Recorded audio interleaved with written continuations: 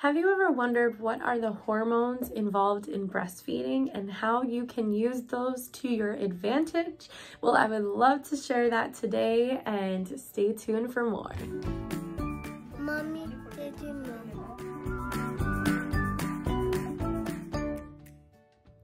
So to start off, I always love to explain the hormones during pregnancy. Now, when you are pregnant, the main hormones that are at work are progesterone, estrogen, along with like a lot of other ones, but the biggest ones that I want to mention, one is progesterone.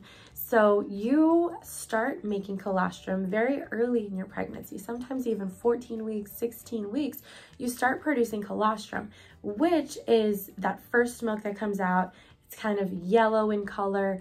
It's not really quantity as much as quality. So because it does not have that much lactose in it, lactose is what draws in water and gives milk that volume. It doesn't have that much lactose in it. Instead, it has a lot of proteins and it has a lot of immunities as well. So it's pretty much like a shot of antibiotics, if you think of it that way. So it's a great way to give the baby the proteins that they need, that first starting transition milk. Now you start making it really, really early, but have you ever wondered how come it's not just flowing out of you like it would be after you have your baby? Although after you have your baby, it just comes out in drops, but it's inhibited. The main inhibiting hormone is that progesterone. That's released by your placenta. So when you're pregnant and your placenta's in your body, it is inhibiting that prolactin release. And prolactin is what creates your milk. So what ends up happening is your progesterone ends up inhibiting your release of your milk. So basically what ends up happening is your body is starting to produce all this milk.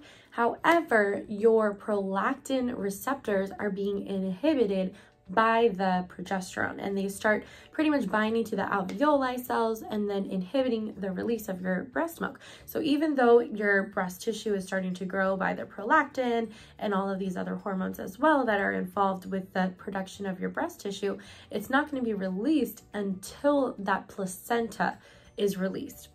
Now that whole during pregnancy is all that lactogenesis 1. That is basically your body starting to make itself ready, but it's not quite there yet. Then by the release of the placenta, your body starts going into lactogenesis 2, which is when your cells start activating and it starts producing your mature milk. Now it can take quite some time in order for that mature milk to start coming out. Now, usually if you are exclusively breastfeeding, it can take anywhere from 24 hours up until 72 hours, sometimes more. But on average, if you are exclusively breastfeeding and you don't introduce bottles too early on, I know that, some people want to or some people need to for medical reasons, but usually if you are exclusively breastfeeding, you're starting that cascade, usually your lactogenesis 2, your mature milk, will come by a little bit faster than if you, for example, were introducing a bottle. Now, when your baby first comes out and your placenta comes out, you're going to start this whole cascade, which is going to start your mature milk. Normally, your colostrum is sufficient for the baby, especially for those first few days. The first day, usually on average, babies take about 7 to 10 cc's per feeding, and they usually feed about every 2 hours or so. However, every baby's different, but you definitely don't want to have more than 3-4 hours go by for a newborn baby without a feeding, just because it's kind of like a gas tank, and then once the gas tank runs dry, it's not a very good thing, especially for babies who are transitioning, and you want to make sure that they can have the best transition experience possible. So that's going to be by frequent and effective breastfeeding sessions, and you can always look at my videos about how to latch on babies and make sure the baby's getting enough to eat as well.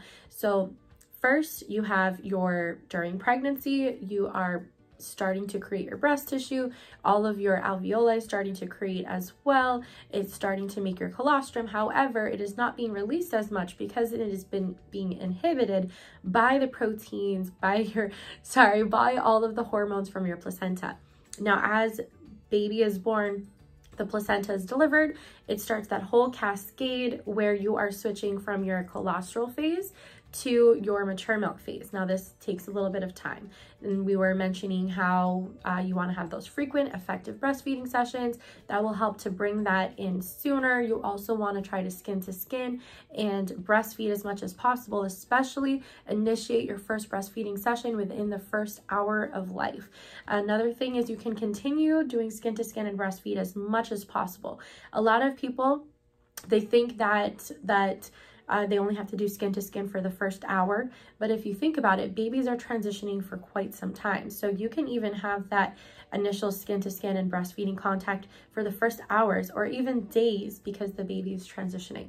So that will definitely help to get you from that colostral phase to that transitional and then mature milk phase. Now, normally your colostrum comes out in little drops, then slowly it starts to come a little bit more, and then it starts to mature. Now you will be in a transitional phase for about 1 to 2 weeks. That is where you might have your milk supply. However, it's slowly kind of balancing out to what you need. So it's kind of like a business. When you open your store for the first time and you kind of just put everything out there and see how much is needed. So what the key for that is, you want to make sure that you have enough stimulation to satisfy the baby's needs. And 2 is you don't want to have so much that you end up engorged and possibly with mastitis. So what you want to do is have frequent effective breastfeeding sessions. Try to offer both breasts with each feeding, and you can even alternate the breast that you start with. So a lot of moms, they'll try to kind of always feed the breast that tends to have more, but then what ends up happening, it's always gonna have more. So what you can do is alternate the breast that you're starting with, offer both breasts with each feeding, and then that will help to release more prolactin and more oxytocin. Now, we didn't go over that so much yet.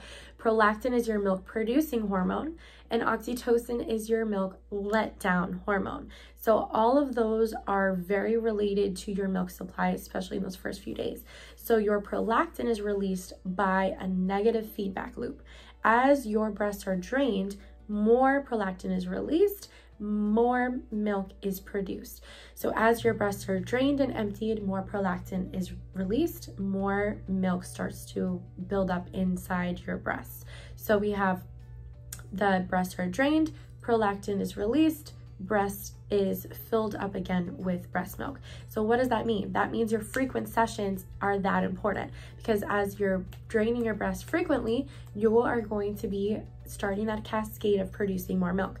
Especially in the beginning when you have your colostral phase, you want to make sure that you're being drained frequently, especially because your colostrum is coming out in little drops.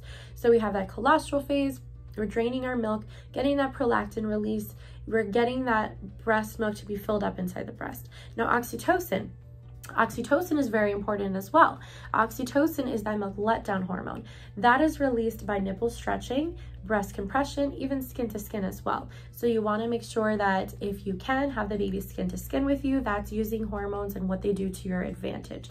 If I know that oxytocin is released by breast compression, nipple stretching, I'm going to make sure that 1, my baby is latched on fully on the areola so that they can compress the breast. I'm going to make sure my baby's hands are around the breast so that they can use that extra skin and compress as needed. I'm going to make sure that the baby's latched on well over the nipple and the areola. So when they compress down, they're going to be stretching the nipple, but they're not going to be compressing the nipple. They're going to be on here. And as you can see, their mouth should not be touching the nipple at all. So that's using hormones to your advantage. We know oxytocin is released, nipple stretching, breast compression, that's skin to skin contact. Let's have skin to skin. Let's have the hands compressing. Let's have the baby right around the breast so that they can really compress. Now, the prolactin we know is released by that drainage of milk. So then that's what I'm going to do. I'm going to drain my milk by making sure the baby's frequently on. Now, I don't want to end up producing too much prolactin, such as if, let's say, moms breastfeed and then they start pumping after because they're engorged. What ends up happening is you're going to end up producing too much prolactin, you're going to end up producing too much milk, and you're not going to help your engorgement, you're going to hurt it because you're going to keep producing more milk. So realize these hormones and how they work.